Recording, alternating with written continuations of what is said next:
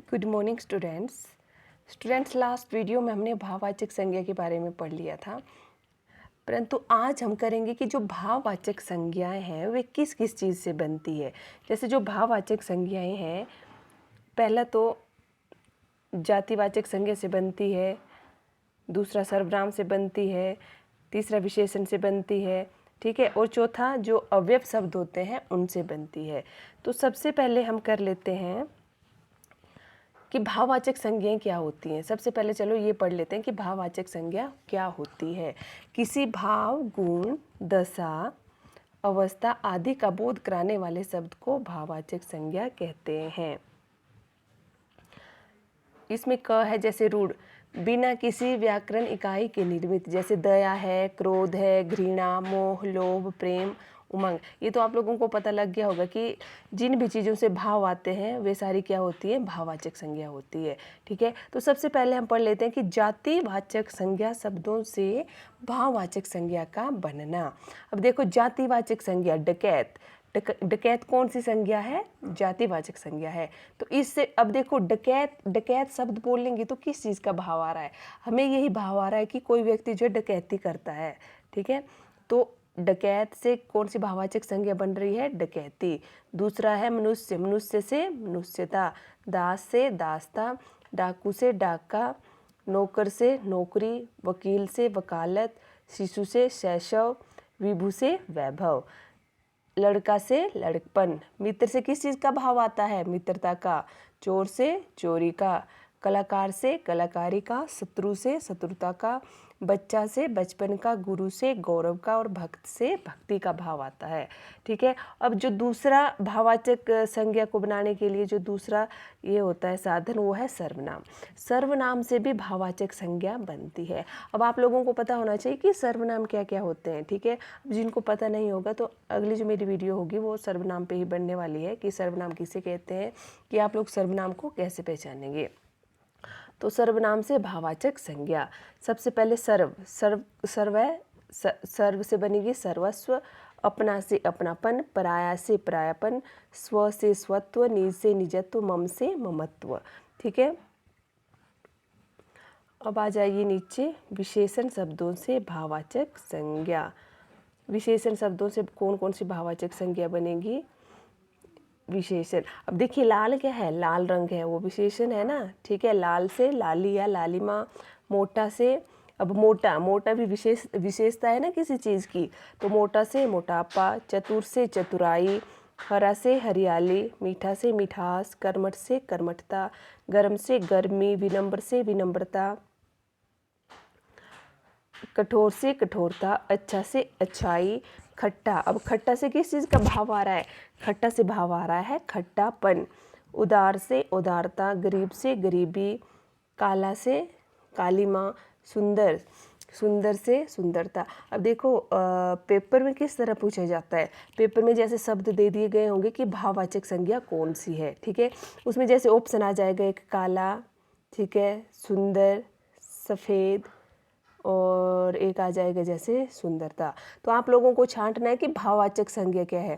अब काला कोई भाववाचक संज्ञा नहीं है, सुंदर भी भाववाचक संज्ञा नहीं है, मधुर भी कोई भाववाचक संज्ञा नहीं है, ये केवल विशेषण है।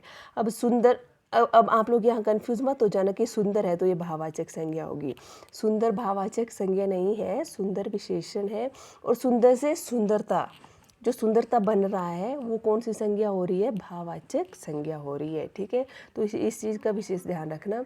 अक्सर एग्जाम में इसी तरह पूछा जाता है, जैसे 2-3 ऑप्शन कुछ और दे दिए गए होंगे, एक ऑप्शन कुछ और दिया होगा कंफ्यूज करने के लिए।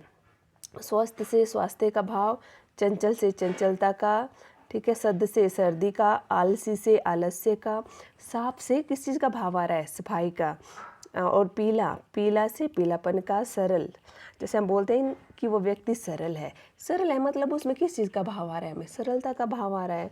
वीर से वीरता का, बुरा से बुराई का। अब नीचे क्रिया शब्दों से भाववाचक संज्ञाएं। ठीक है, अब क्रिया क्या होती है, क्रिया जो भी काम कोई करता है, ठीक है, वो हो गई क्रिया। जैसे कि क्रिया शब्द है घबराना, ठीक है। घबराना से किस चीज़ का भाव आ रहा है, घबराहट। सजाना, जैसे हम सजाने का काम कर रहे हैं तो किस चीज़ का भाव आ रहा है, सजावट। मारना, मार। लड़ना, लड़ाई। जीतना, जीत। भूलना से किस चीज़ का भाव आएगा, भूल का। चुनना, चुनाव। लूटना से, सॉरी एक मिनट,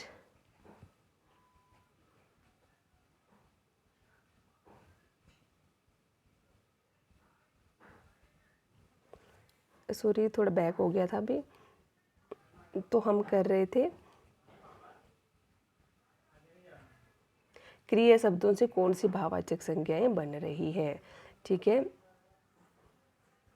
यहाँ आ जाओ। थकना से थकावट का भाव। दौड़ना, अब दौड़े हैं आप लोग, दौड़ रहे हैं, ठीक है। तो दौड़ना से किस चीज़ का भाव आ रहा है कि व्यक्ति दौड़ रहा होता तभी, ठीक है।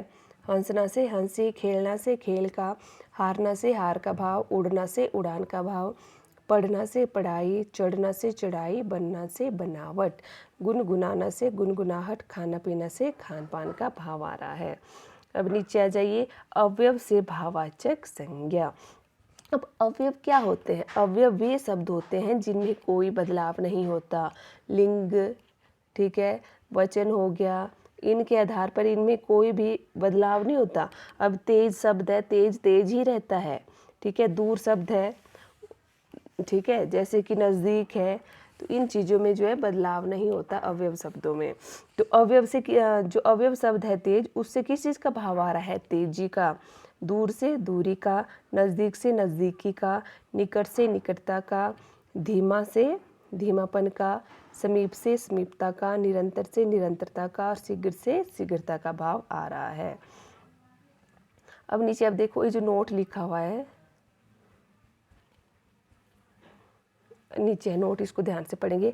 जो व्यक्तिवाचक तथा भाववाचक संज्ञाएं एक वचन में ही होती हैं, जो व्यक्तिवाचक संज्ञाएं व भाववाचक संज्ञाएं होती हैं वे सदा किस में होती हैं, एक वचन में होती है, ठीक है।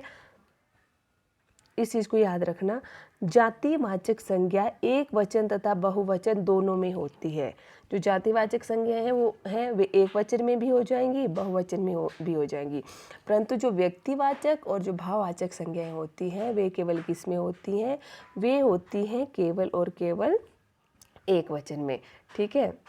तो आज हमने क्या किया, आज हमने किया है जो संज्ञा भाववाचक संज्ञा है वे किस किस चीज़ से बनती हैं।